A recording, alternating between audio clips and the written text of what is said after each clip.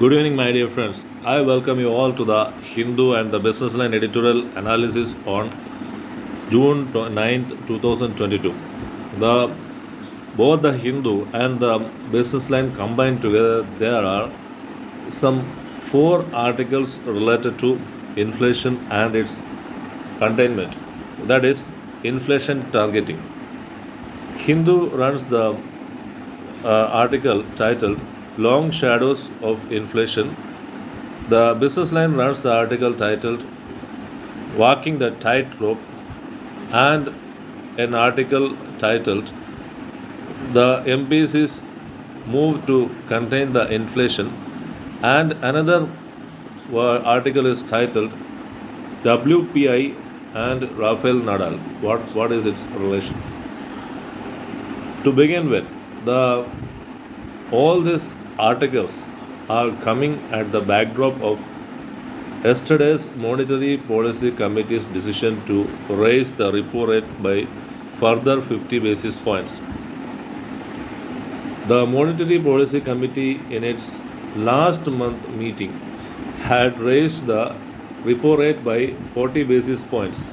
As if that not enough, it has decided again to raise the repo rates by another 50 basis points. The monetary policy has revised the development or the growth projection. The Monetary Policy Committee has revised its inflation projection to 6.7% from the earlier 5.7% for the fiscal year 2022 to 23.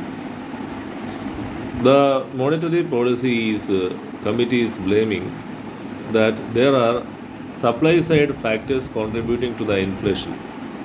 What are these supply side factors, my dear friends? The supply side factors are the rise in the import bills. That is, after the Ukraine war, the import bill of the oil has risen. The prices of edible oil, the import of edible oil has become costlier, and most of the items are getting costlier. The fuel prices have increased.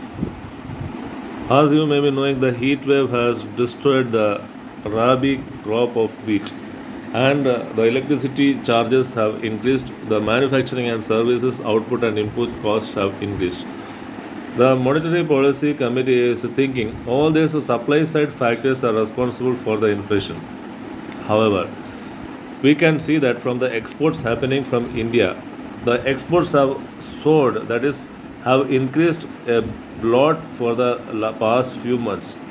It shows that the US led demand side factors are also responsible for the inflation.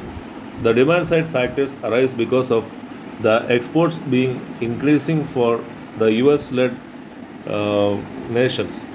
So, both the supply side and demand side factors are responsible for the inflation. Though Monetary Policy Committee is claiming only supply side factors are responsible for inflation, but the demand side factors are also responsible for inflation, which can be seen.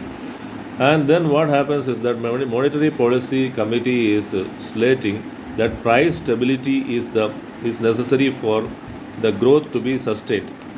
In order to make the price stability, the one article points that the repo rates have to be raised by 200 basis points at a stretch. Then only the growth, the price stability will be maintained, and this price stability will help to sustain the growth. So, the target inflation, that is medium term target inflation of 4% has to be maintained in the longer term. The longer term inflation target of 4% can be achieved only if the Monetary Policy Committee goes on increasing the inflation in the repo rates.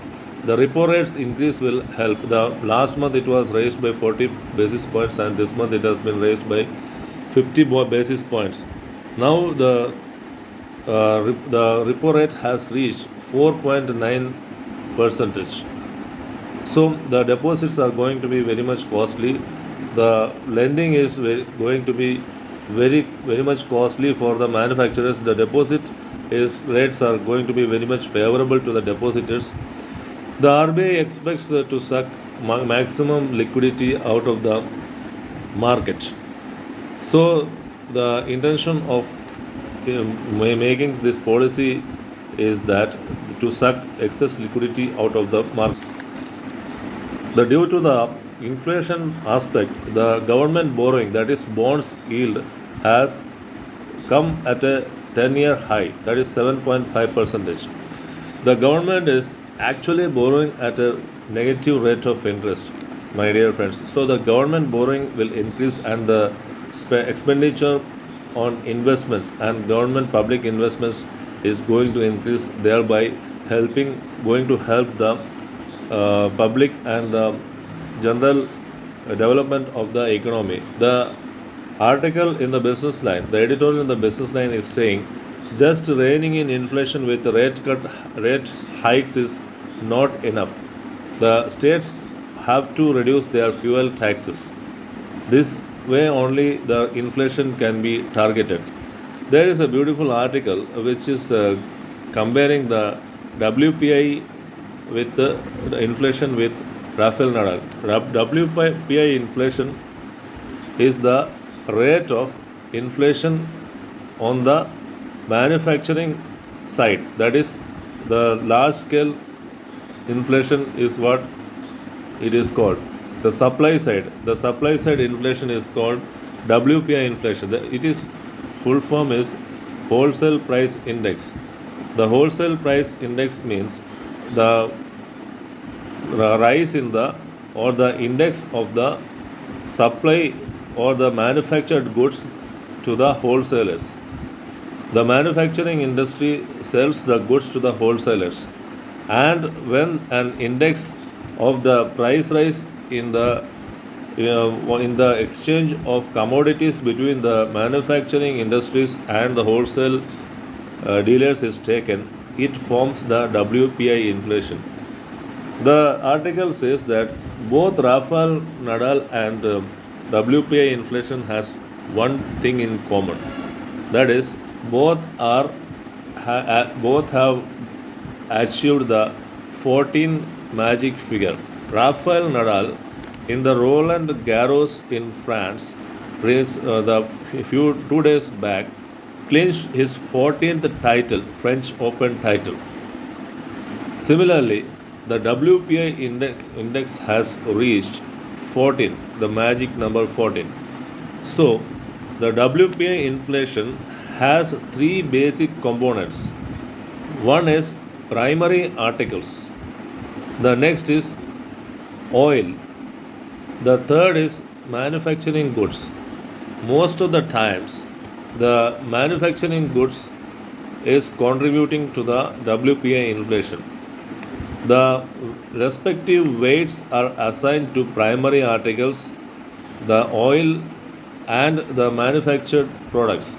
So, one weight is assigned to the primary articles, one weight is assigned to the oil, one weight is assigned to the manufactured articles.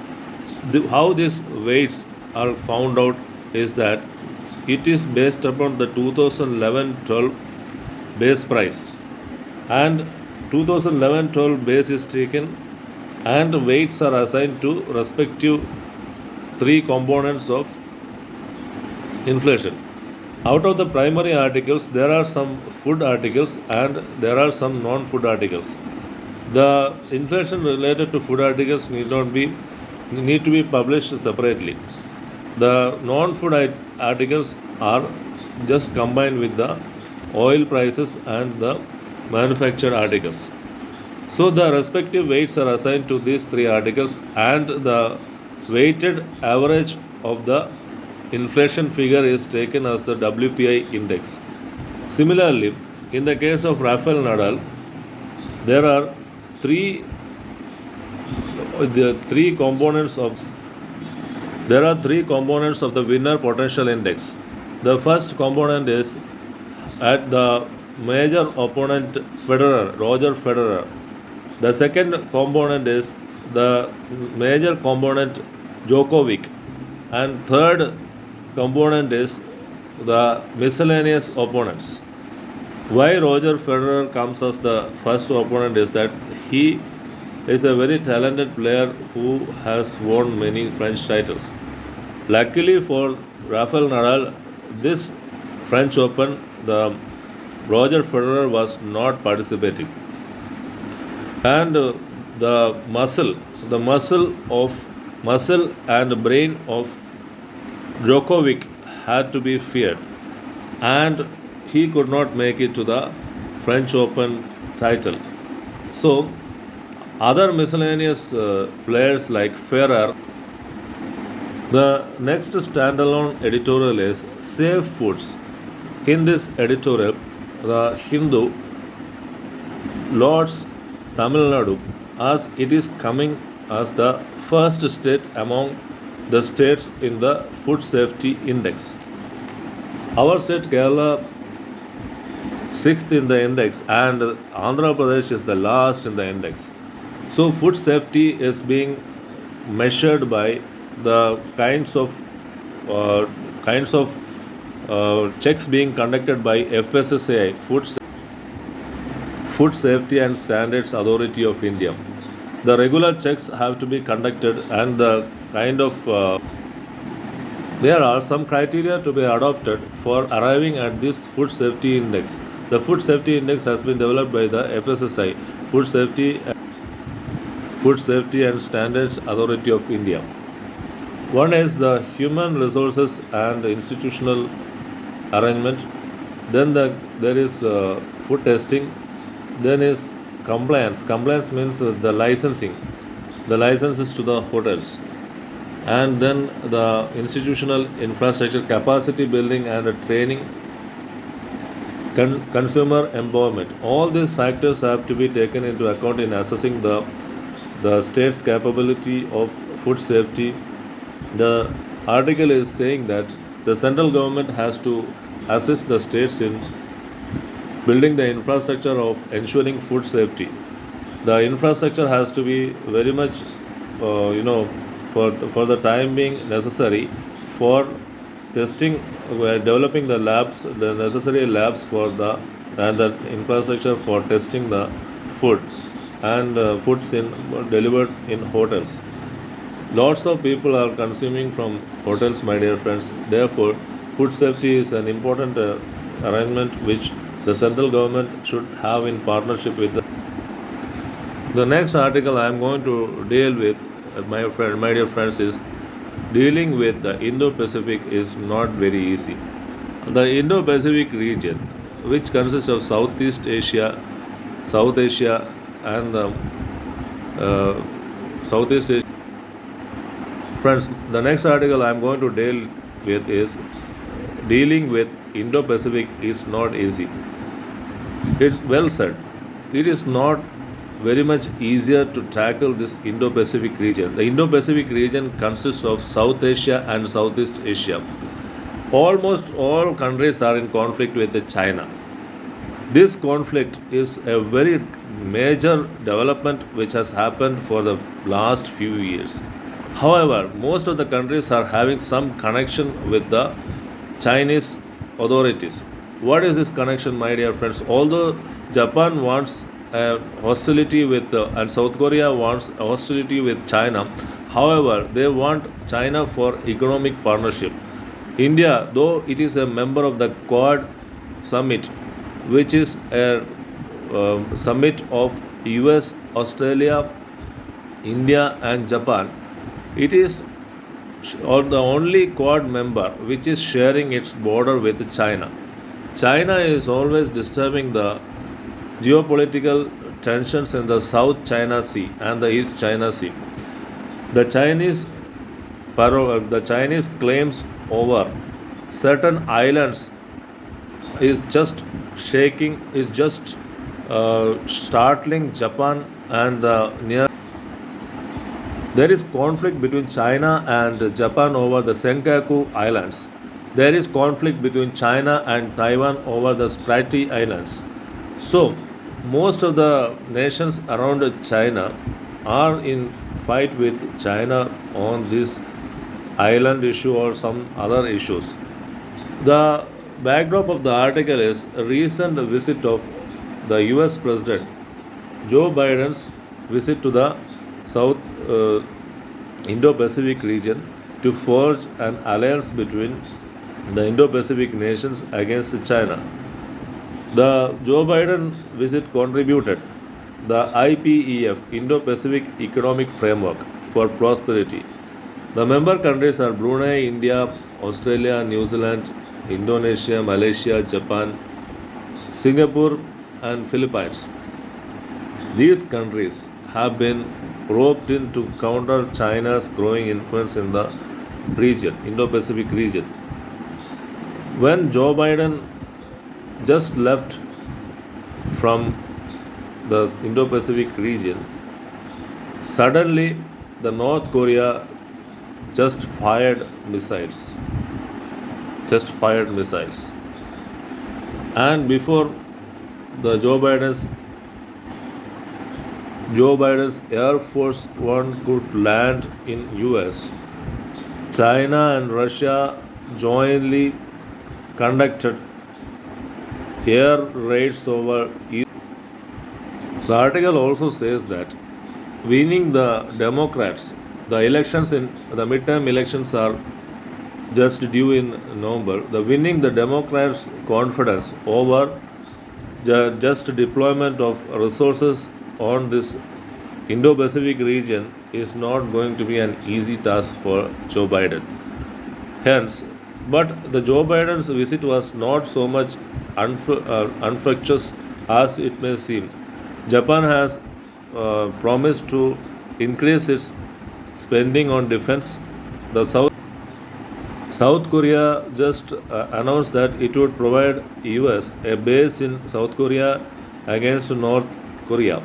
A missile base would be provided to US.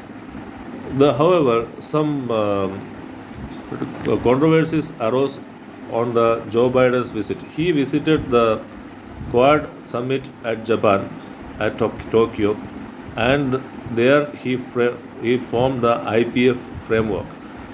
Then, after returning, he announced that the US would do anything to counter China to help Taiwan. Later, it was added that it was not that US was going to help, US was going to wage a conflict with China just joining with Taiwan. If China attacked Taiwan, US would provide help, is what the conclusion. The next article I am going to discuss is pondering to pressure groups. This has reference to Supreme Court's recent judgment on ecologically sensitive regions.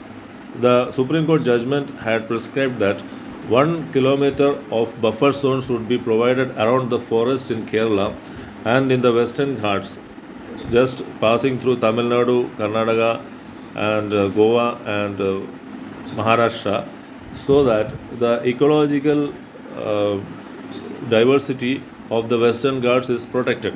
Kerala is opposing its move. Kerala is opposing its move, saying that lots of farmers are staying in Western Ghats, and they cannot be just forced to migrate from the Western Ghats regions. So, the ecologically sensitive zone, which the Supreme Court is prescribing, even central government had prescribed this. The Kasturi Rangan committee had also prescribed this. The Gadgil committee had also wanted the the protection of the Western Ghats. However, the Kerala government, both the successive governments of Kummanchandi government and the Pinarayi Vijayan government, are just opposing the move of the Supreme Court and the central government. The Kerala already has had lots of ecological disasters recently. The recent floods in Kerala in 2018 and 2017 just ravaged the state. However, it has not learned its lessons from the kinds of floods being faced in Kerala. It goes on just imagining exploiting the Western Ghats for the purpose of winning votes. Most of the farmers and the people around the region are protesting, and the Kerala government is also joining its forces. It's a very unfortunate thing, is what The article is saying, it is also saying the Kerala government is far, far away from, sustainable development and conservation. Conservation of nature is necessary to just ward off our state from kinds of natural disasters which are striking now and then. So the Western Ghats has to be protected. The ecologically sensitive zones has to be identified, and we have more than 20 such ecologically sensitive zones which has to be identified and demarcated for just preservation and protection, my dear friends. And the environmentalists are making a hue and cry. Hope a very good consensus would arrive on the protection of these regions is what we. Friends, in the next article I am going to deal with is from the Businessline. The article is titled Runaway Rupee, the Worrying Factor. What is this worrying factor? The rupee is depreciating at a faster pace. The Reserve Bank of India has to do something.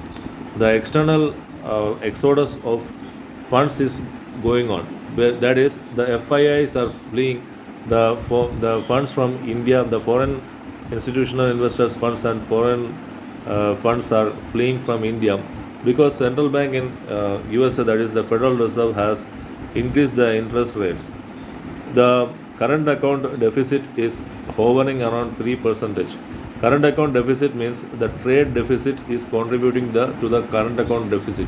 That is, imports are more than the import bill is more than the export bill is what the current account deficit shows. So what happens is that the foreign exchange of India is depleting. From $642 billion, it has come down to $570 billion. This is a very remarkable figure, a 7% decline, and this is contributing to the weakening of the rupee. When the exchange reserves decline, foreign exchange reserves decline, when the import bills are soaring and increasing, it contributes to the weakening of the rupee. The RBI has recently done the market operations, that is selling the forex, the US dollar, and just absorbing the rupee, excess rupee from the market. It has reached to 2 billion rupees now. So the kind of measures RBI has to take is to watch out for.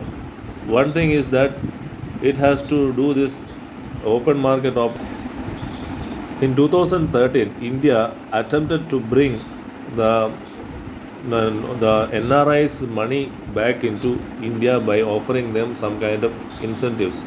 The FCNR rupee scheme was very much successful in 2013. The same has to be adopted now to bring back the NRI's money into India.